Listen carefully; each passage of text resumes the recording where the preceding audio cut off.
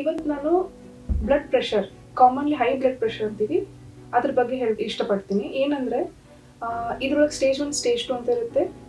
130 to 140 BP stage 1 systolic, stage 2 ಅಲ್ಲಿ 140 above ಅಂತೀವಿ. So ಇದ್ರೊಳಗೆ ಬ್ರೈನ್, ಹಾರ್ಟ್ ಮತ್ತು ಕಿಡ್ನಿಗೆ ಎಫೆಕ್ಟ್ ಮಾಡುವಂಥ ಡಿಸೀಸ್. ಇದು ಒಂಥರ ಸೈಲೆಂಟ್ ಕಿಲ್ಲರ್. ಇದ್ರ ಸಿಂಪ್ಟಮ್ಸ್ ಗೊತ್ತಾಗಲ್ಲ. ಕೆಲವೊಂದು ಸತಿ 180 ಈ ಥರ ಹೈ BP ಇದ್ದಾಗ ತಲೆನೋವು ಬರ್ಬೋದು, ತಲೆ ಸುತ್ತು ಬರ್ಬೋದು, ಕಣ್ಣು ಕತ್ಲು ಬರ್ಬೋದು, ಅಥವಾ ಒಂದು ಕಡೆ ವೀಕ್ನೆಸ್ ಅಂತ ಬರ್ಬೋದು. ಸೊ ಇವು ಎಲ್ಲ ಯಾವಾಗ ಅವಾಯ್ಡ್ ಮಾಡ್ಬೋದು ಅಂದರೆ ರೆಗ್ಯುಲರ್ BP ಚೆಕಪ್ ಮಾಡಿಸ್ಕೋತಾ ಇರಬೇಕು ಡಾಕ್ಟ್ರ್ ಹತ್ರ ಬಂದು. ಆಮೇಲೆ BP ಇದ್ದವರು BP ಮೆಡಿಕೇಶನ್ ರೆಗ್ಯುಲರಾಗಿ ತೊಗೊತಾ ಇರಬೇಕು. ಮತ್ತು ಶುಗರ್ ಇದ್ದವರು ಶುಗರ್ ಕಂಟ್ರೋಲಲ್ಲಿ ಇಟ್ಕೋಬೇಕು.